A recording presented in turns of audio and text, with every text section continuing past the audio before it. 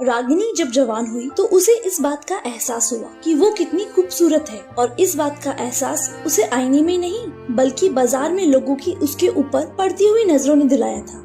रागिनी एक बहुत बड़े इलाके में रहती थी और वह जहाँ रहती थी उसके घर के आमने सामने बाजार लगती थी। जिसकी भी नजर उस पर पड़ती थी वह अपनी नजर उससे हटाना भूल जाता था। रागिनी का रंग गोरा था, उसके काले लंबे बाल और गुलाब की पंखुड़ी जैसे होठ थे। रागिनी एक बहुत ही खूबसूरत लड़की थी। जब इस खूबसूरती का एहसास रागिनी को होने लगा तो उसके मन में गुरूर आ गया था। वह जानबूझकर बाजार चली जाती और जब भी वह बाजार जाती मोहल्ले के लड़के उसे दूर दूर तक देखते ही रहते, जैसे मानो लड़कों की नजर उसके ऊपर से हटती ही नहीं थी। कई लड़के रागिनी का पीछा भी कर चुके थे, लेकिन वे सबके बीच बाजार में कई लड़कों की बेइज्जती भी कर चुकी थी।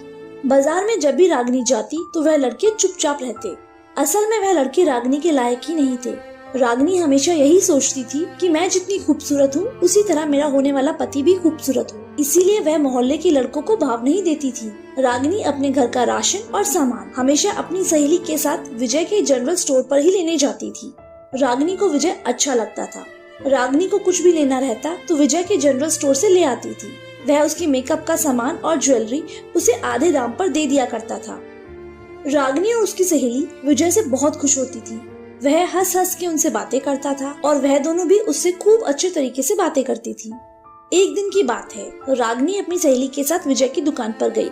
उसे सामान लेने के बाद जब रागिनी पैसे देने लगी तो विजय उसे हंस हंस कर देखने लगा, पर ना जाने क्यों रागिनी भी उसे देखकर हंसने लगी। विजय ने उस सामान के पैसे लेने से इनकार कर दिया और उससे कहा, आज मेरी तरफ से यह सारी चीज तुम्हारे लिए गिफ्ट है। और जब रागिनी सामान लेकर घर आ रही थी तो उसके बैग में विजय ने एक पर्ची डाल दी, और जब रागिनी ने घर आकर सामान के बैग से पर्ची निकाली तो उसमें लिखा था, रागिनी तुम बहुत ही ज्यादा खूबसूरत हो।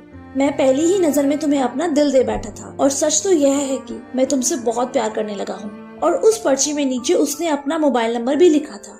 पहले तो रागिनी घबरा गई, मगर रागिनी का दिल भी उसके लिए बेचैन हो रहा था और वो रात तक अपने आप को रोक नहीं सकी और उसने अपने मोबाइल से उस नंबर पर कॉल कर दी। रागिनी ने सोचा कि अगर वह कॉल करता है तो मैं उससे बात कर लूंगी।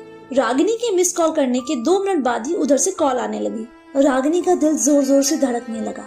रागिनी ने फोन उठाया और कुछ बोल नहीं रही थी। उधर से आवाज आई, हेलो कौन है, कुछ बोलो ना, मैं जान चुका हूँ कि तुम रागिनी हो। और इस तरह दोनों ने बात करना शुरू किया। विजय का घर रागिनी के घर के पीछे वाली गली में ही था। रागिनी और विजय की छत एक दूसरे की छत से मिली हुई थी। विजय ने रागिनी को कई बार छत पर भी देखा था। अब दोनों रोज रात को बातें करते। रागिनी विजय के कहने पर छत पर आ जाती। वहाँ वो दोनों एक दूसरे को देख भी लेते थे। कभी कभी रागिनी उसे मिलने के लिए उसकी शॉप पर भी चली जाती थी और इसी बहाने दोनों की एक दूसरे से मुलाकात भी हो जाती थी।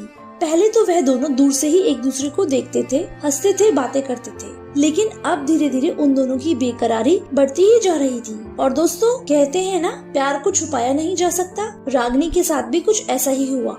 एक दिन विजय ने रागिनी को जिद करके मोहल्ले के खाली पड़े मकान में बुलाया। रागिनी ने बहुत मना किया, पर उसने कहा कि तुम्हें क्या लगता है मैं तुम्हारे साथ कुछ गलत करूँगा? तुम्हें मेरे पर भरोसा नहीं है क्या? और वह नाराज होने लगा। उसकी नाराजगी रागिनी से बर्दाश्त नहीं हुई और मजबूरन रागिनी को उस खाली पड़े मकान में जाना पड़ा। वह मकान कई सालों से खाली पड़ा हुआ था। उस मकान में कोई आता जाता भी नहीं था। दीवार टूटी फूटी थी और जैसे ही उस मकान में रागिनी पहुंची, विजय की आंखें चमकने लगी। वह जैसे ही उसके करीब पहुंची, वह फूला नहीं समा रहा था। विजय ने रागिनी का हाथ पकड़ा तो रागिनी को अंदर से कुछ अजीब सा होने लगा। आज से पहले वो दोनों सिर्फ बातें किया करते थे और पहली बार विजय ने उसका हाथ पकड़ा था। लेकिन इतने में ही पीछे से जोर से आवाज आई, क्या हो रहा है ये सब? यह आवाज किसी और की नहीं, रागिनी के भाई की थी। रागिनी अपने भाई की आवाज सुनकर उछल पड़ी।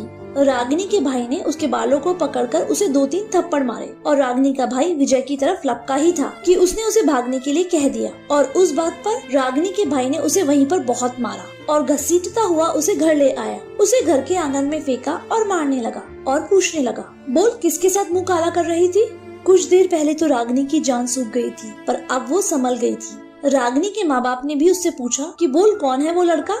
रागिनी भी अपनी बात पर डट गई और बोली, हाँ मैं उससे प्यार करती हूँ। उस लड़के का नाम विजय है और विजय भी मुझसे बहुत प्यार करता है, और अगर आप लोगों ने मेरी शादी उससे नहीं करवाई तो या तो मैं उसके साथ भाग जाऊंगी या फिर मैं अपनी जान दे दूंगी। ये बात सुनकर रागिनी के भाई को और गुस्सा आ गया, लेकिन उसकी माँ ने उसे छुड़ाकर कमरे में बंद कर दिया। रागिनी की माँ ने उसके भाई को समझाया कि इस तरह शोर मचाने से हमारी ही बदनामी होगी और इसने अगर कहीं गलत कदम उठा लिया तो हम कहीं मुंह दिखाने के लायक नहीं रहेंगे। रागिनी के पापा भी चुप थे।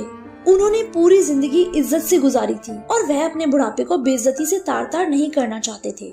रागिनी एक शरीफ खानदान से थी, इसीलिए उसके घर वाले डर गए और इस नतीजे पर पहुँचे कि उन दोनों की शादी करा दी जाए।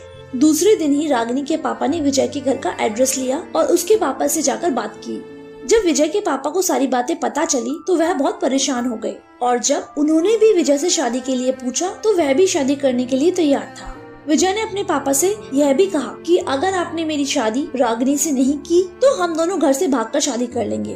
अब बात दोनों घरों की इज्जत की थी। यह बात सुनते ही विजय के पापा भी राजी हो गए, लेकिन उनका कहना था कि लड़का लड़की अपनी मर्जी से शादी कर रहे हैं तो जितनी सादगी से ये शादी हो जाए उतना ही बेहतर होगा। वह नहीं चाहते थे कि ज्यादा धूम मचाकर शादी की जाए, क्योंकि अभी लड़के की उम्र सिर्फ 21 साल की थी जबकि रागिनी की उम्र 17 साल की थी। रागिनी के खानदान में यह था कि जब तक लड़की 18 साल की ना हो जाए लड़की की शादी नहीं की जाती थी। अब दोनों खानदानों में बात पक्की हो गई और 3 दिन बाद मंदिर में उन दोनों की शादी कर दी गई। रागिनी के पिताजी और उसका बड़ा भाई इस शादी से खुश नहीं थे, लेकिन रागिनी और विजय दिल ही दिल में बहुत खुश थे कि चलो जैसे भी सही हमारी शादी तो हो गई।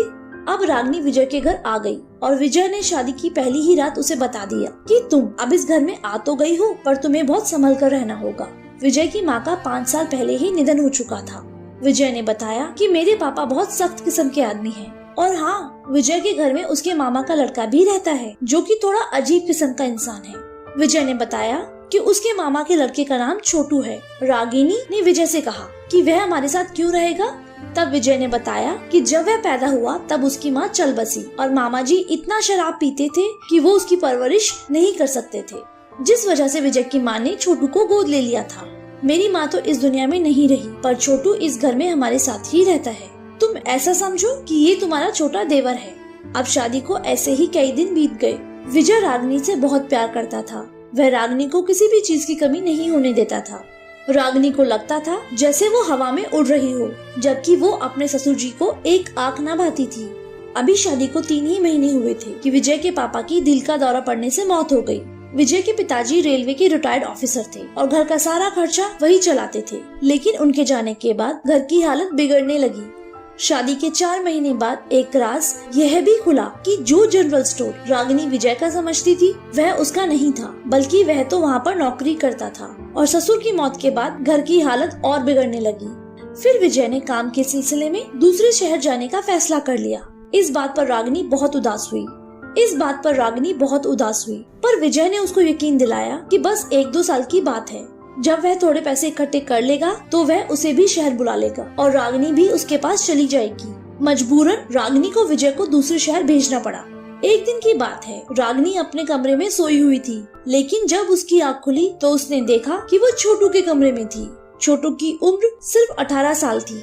वैसे तो वह देखने में बिल्कुल ठीक लगता था, बात भी सही करता था, लेकिन कभी कभी कुछ उल्टा सीधा बोल दिया करता था, जिसकी वजह से सब उसे दिमाग से थोड़ा हल्का समझते थे। रागिनी अपने आप को छोटू के कमरे में पाकर बहुत परेशान हो जाती है और वह सोचती है कि ना जाने छोटू उसके बारे में क्या सोच रहा होगा कि रागिनी भाभी कितनी बेशरम है।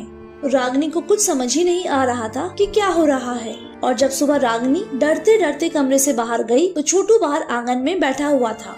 रागिनी ने कहा कि देवर जी मुझे माफ कीजिएगा, अनजाने में मैं आपके कमरे में आ गई। शायद मुझे नींद में चलने की आदत है, इसीलिए माफी चाहती हूँ। छोटू देखकर हंसने लगा और बोला, कोई बात नहीं भाभी, ऐसा कभी कभी हो जाता है। छोटू ने यह भी बताया कि भाभी जब आप कमरे में आई तब मैं उस कमरे में उस कमरे से तुरंत निकल गया। यह बात सुनकर रागिनी हैरान हो गई और उसे सच में नहीं मालूम था कि वह वहाँ पर कैसे पहुँची थी। इतना सब कुछ होने के बाद रागिनी अपने कमरे में चली जाती है और वह अपने पति विजय को याद करने लगती है। उसे आज विजय की बहुत याद आ रही थी। रागिनी कमरे में बैठकर दिन रात उसे याद करती है, उन लम्हों को याद करती है जो उसने विजय के साथ गुजारे थे। पर आज रागिनी का दिल बहुत उदास था। वह अपने पति को बहुत ज्यादा याद कर रही थी। रागिनी अपने पति विजय से फोन पर बात तो करती थी पर उसका दिल नहीं भरता था। और एक दिन फिर वैसा ही हुआ। रागिनी उस रात अपने कमरे में सोई थी, लेकिन जब सुबह उसकी आँख खुली तो उसने देखा आज फिर वह छोटू के कमरे में थी। छोटू का कमरा रागिनी के कमरे के एकदम बगल में ही था। उस घर में टोटल 3 कमरे थे। 2 कमरे नीचे और 1 कमरा ऊपर वाले फ्लोर पर था। ऊपर वाला फ्लोर हमेशा खाली ही पड़ा रहता था और जब आज रागिनी की आँख खुली तो आज भी छोटू कमरे में नहीं था। अब ऐसे ही 2 से 3 हफ्ता बीत गए और इन बीते हुए दिनों में रागिनी ने कई बार गौर किया कि वह रात को अपने कमरे में सोती थी पर सुबह छोटू के कमरे में होती थी। रागिनी बड़ी परेशान रहने लगी, ऐसा उसके साथ कैसे हो रहा है और ऐसा होने के बाद छोटू अब उससे बहुत अच्छे से पेश आ रहा था, या फिर यह कह सकते हैं कि छोटू अब रागिनी का बहुत ज्यादा ख्याल रख रहा था। छोटू जब भी बाजार जाता तो रागिनी के लिए फूल और कुछ खाने का सामान लेकर आता और उससे कहता, ये लो भाभी, मैं तुम्हारे लिए लाया हूँ। रागिनी ने उन फूलों को अपने कमरे में सजाया और विजय से फोन करके यह भी बताया कि आपके जाने के बाद छोटू उसका बहुत ख्याल रखता है। जब विजय यह बात सुनता है तब वह भी बहुत खुश होता है कि चलो रागिनी का ख्याल रखने वाला कोई तो है। और शायद छोटू के दिल में भी यह बात आ गई कि रागिनी भाभी अकेली है और उसका कोई ख्याल रखने वाला नहीं है, इसीलिए वह उसका ख्याल रखता था। आखिर रागिनी रिश्ते में छोटू की भाभी भी तो लगती थी, लेकिन एक दिन तो हद हो गई जब छोटू ने रागिनी से कहा कि चलो फिल्म देखते हैं। रागिनी हैरान हो गई कि भला कौन सा देवर अपनी भाभी के साथ अकेले फिल्म देखने जाता है। और फिर रागिनी ने छोटू से कहा, छोटू, मुझे पिक्चर देखने का शौक नहीं है। अभी यह बातें रागिनी के मुंह से निकली ही थी कि छोटू का चेहरा बदल गया और वह गुस्से में रागिनी से अजीब अजीब बातें कहने लगा। थोड़ी देर के लिए तो रागिनी को थोड़ा अजीब लगा, लेकिन अब रागिनी को भी छोटू की अजीब अजीब बातें सुनने की आदत पड़ चुकी थी। अब ऐसे ही वक्त बीतता गया और उसके साथ अक्सर ऐसा ही होता। रागिनी रात को सोती अपने कमरे में और सुबह छोटू के कमरे में होती थी। रागिनी जब कमरे से बाहर आती तो छोटू उसे देखकर हंसता और तालियां बजाता। एक दिन की बात है, रागिनी की तबीयत खराब होने लगी। उसे चक्कर और उल्टी आने लगी और वह बेहोश हो गई। जब उसकी आँख खुली तो उसने देखा कि मोहल्ले की एक लड़की उसके बगल में खड़ी हुई है। यह वही लड़की थी जो उसके बचपन की सहेली थी और उसने रागिनी से कहा कि लगता है तुम्हारे घर में खुशखबरी आने वाली है, क्योंकि विजय को गए हुए अभी 7 महीने ही हुए थे और अगर ऐसा ही होना होता तो अब तक रागिनी 7 महीने पेट से होती, लेकिन 7 महीनों के बाद ऐसा होना नामुमकिन था। धीरे धीरे रात हो गई। रात को परेशानी की हालत में ही रागिनी की आँख लग गई और जब रात के 1 बजे थे तो रागिनी को अजीब सी घबराहट होने लगी। जब रागिनी ने अपनी आंखें खोली तो देखा वह अपने कमरे में मौजूद नहीं थी। रागिनी हैरान हो गई कि वह छोटू के कमरे में क्या कर रही है और जब छोटू उठा तो उसने बोला, तुम इतना डर क्यों रही हो? तुम तो पहले भी यहाँ पर आ चुकी हो। यह बात सुनकर रागिनी के होश उड़ गए कि वह क्या कह रहा है। रागिनी चुपचाप एक पुतले की तरह खड़ी थी। छोटू बोला, तुम मुझे ऐसे क्यों देख रही हो भाभी? क्या तुम सब कुछ भूल गई हो? क्या तुम वो रात भूल गई जो तुमने मेरे साथ बिताई थी? रागिनी हैरान हो गई और अपने आप से पूछने लगी, ऐसा कब हुआ? मैं तो कभी आपके कमरे में आई ही नहीं। यह कहकर रागिनी वहाँ से भागी और घर के आंगन में गिर पड़ी और बेहोश हो गई। जब रागिनी को होश आया तब वह अस्पताल में थी। रागिनी इस बात पर भी हैरान थी कि वहाँ पर विजय भी मौजूद था। रागिनी ने सोचा शायद विजय उसको सरप्राइज देने के लिए आया होगा। विजय को गए हुए 1 साल हो चुका था।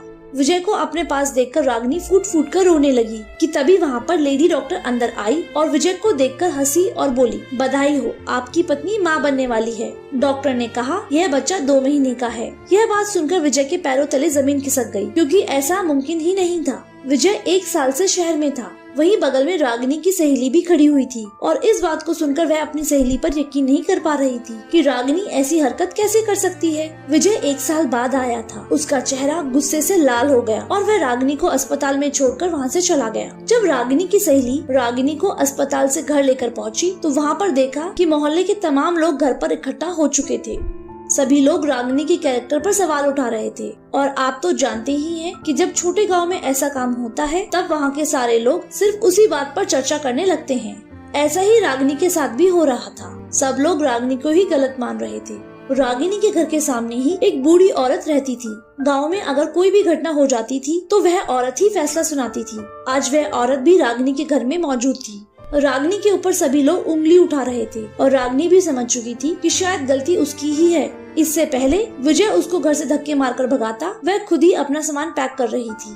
कि तभी उस बूढ़ी औरत ने उसे रोका और कहा, इधर आओ। उन्होंने विजय से बताया कि रागिनी की कोई गलती नहीं है, रागिनी को तो नींद में चलने की आदत है और यह जो तुमने घर में एक हैवान पाल रखा है, यह सारी करतूत उसी की है। वह हैवान कोई और नहीं बल्कि वह छोटू था, जो कि विजय के मामा का लड़का था। और उस बूढ़ी औरत का घर रागिनी के घर के सामने होने की वजह से उसने कई बार यह गौर किया था कि रागिनी को नींद में चलने की आदत है। दोस्तों, वो कहते हैं ना कि अगर हम गलत ना हो तो ऊपर वाला भी हमारा साथ देता है। और आज वह बूढ़ी औरत पूरे समाज में रागिनी की ढाल बनकर खड़ी थी। उन्होंने बताया, यह जो तुम लोगों ने घर में एक छोटू को पाला है, यह बहुत ही हैवान किस्म का आदमी है। जब तुम्हारी पत्नी नींद में चलती थी तब यह उसकी बीमारी का गलत फायदा उठाता था और इसी ने तुम्हारी बीवी के साथ गलत किया है। क्यों ना करता, यह तुम्हारा अपना थोड़ी ही है, बल्कि इसने पहले भी गांव की कई लड़कियों को परेशान किया है, पर वह लड़कियां इसके जाल में नहीं फंसी। और आज यह सीधी सादी रागिनी अपनी एक छोटी सी बीमारी के कारण इसके जाल में फंस गई। उस बूढ़ी औरत ने यह भी कहा कि मैं मानती हूँ रागिनी को नींद में चलने की आदत है, पर इस छोटू को तो नहीं। इसने अपने पूरे होश में इस काम को अंजाम दिया है। यह बात सुनते ही सबकी नजरें छोटू पर टिकी हुई थी। छोटू का मुंह गुस्से और शर्म से लाल पीला होने लगा। वो सर झुकाए वहीं खड़ा था, क्योंकि उसकी हकीकत बुरी तरह सबके सामने आ चुकी थी और उस बूढ़ी औरत की बात पर हर कोई यकीन करता था। जब इतनी बात हो गई तो छोटू भी चिल्लाकर बोलने लगा, हाँ, मैं ही इस बच्चे का बाप हूँ और वह खुद नींद में चलकर मेरे पास आती थी। मैं उसके पास नहीं जाता था। छोटू ने अपनी बात बोली ही थी कि विजय को गुस्सा आ गया और वह उसे मारने के लिए आगे बढ़ा ही था कि मोहल्ले के 2-4 नौजवानों ने उसे वहीं पर रोक दिया। अगर कोई आज विजय को नहीं पकड़ता तो पता नहीं गुस्से में अभी छोटू के साथ वह क्या कर जाता। विजय ने अपने गुस्से को काबू किया और वहीं किनारे पर बैठ गया। कुछ देर बाद वहाँ पर पुलिस आई और छोटू को गिरफ्तार कर ले गई। अब ऐसे ही 9 महीने बीत गए। 9 महीने के बाद रागिनी को जो लड़का हुआ वह मरा हुआ पैदा हुआ।